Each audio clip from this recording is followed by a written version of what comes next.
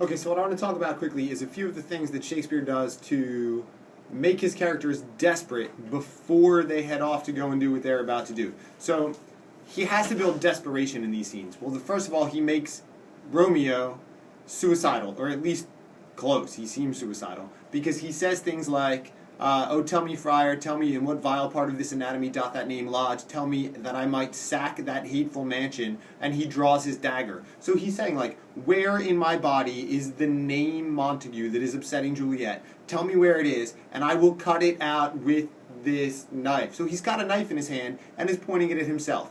Now he's talking about cutting out his name, which obviously you can't do, so is it suicidal, is it not? I don't know, but he's got a dagger out and he's pointing it at himself, so that seems awfully desperate to me.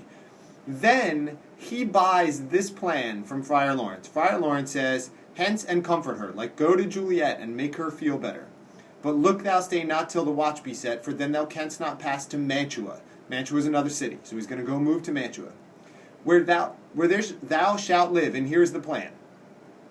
Till we can find a time to blaze your marriage, tell everybody that you're married, reconcile your friends, bring the families together, beg pardon of the prince, get the prince to say you're welcome back, and call thee back with 20,100,000 times more joy than thou wentst forth with lamentation. So Romeo's going away with a lot of lamentation. He's awfully sad. But we're going to bring him back with 20,100,000 times more joy. Because we're going to tell everybody about the marriage, get the families together, get the prince to forgive him.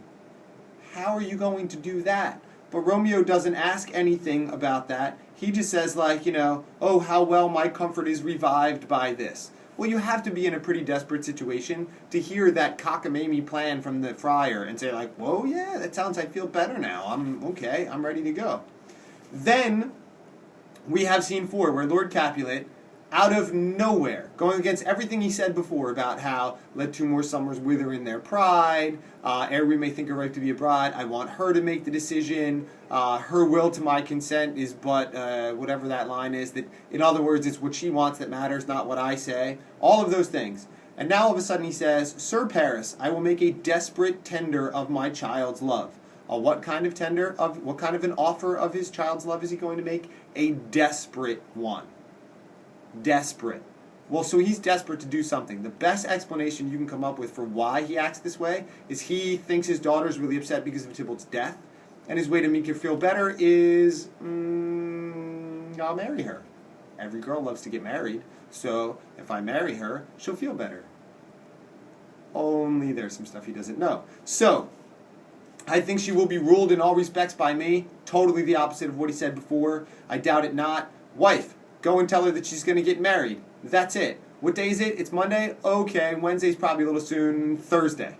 It's Monday. She's going to get married on Thursday, and I'm just going to tell her she's going to do it, and she's going to magically go along with all of that. Lots of problems. Then you start getting the creepy death talk again from Romeo and Juliet. After the lark and nightingale conversation, he says, "Let me be taken, let me be put to death. I am content, so thou will have it so.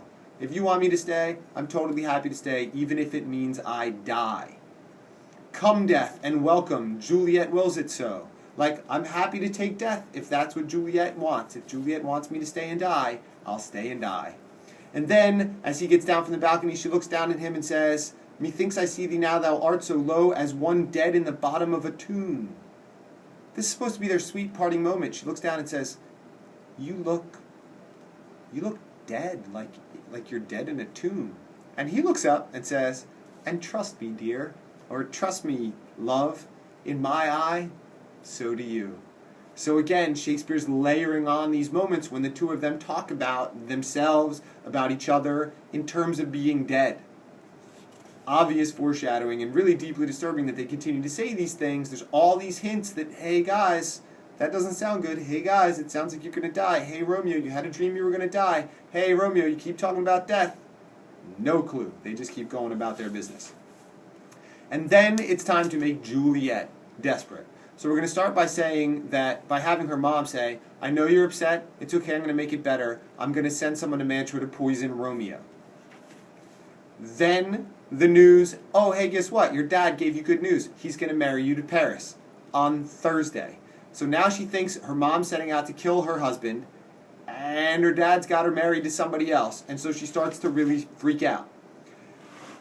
Lord Capulet comes in and wants to know, did Lady Capulet give the message that she's going to be married? And she says, "Aye, sir, but she will none, she gives you thanks. I would the fool were married to her grave." Her mom says, "I wish Juliet were dead. I wish the fool were married to her grave."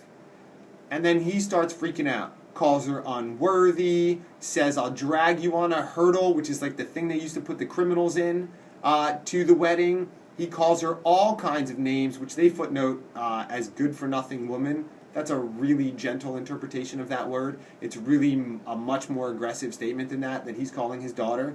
And calls her all of these terrible things. "Be at church on Thursday or never after. Look me in the face. Speak not, reply not, do not answer me. My fingers itch." When he says my fingers itch, that means he wants to hit her. He's talking about wanting to hit her. He then goes on, talking about what a curse it is to have his daughter. Calls her a wretched, puling fool, a whining mammet, blah, blah, blah, blah, blah. And then ends with, "Graze where you will, you shall not house with me. Look to it, think on it. I do not use to jest. Thursday is near. Lay hand on heart, advise. If you be mine, I'll give you to my friend. If you be not, hang, beg, starve, die in the streets. For by my soul, I'll never acknowledge thee, nor what is mine shall never do thee good." And so out she goes.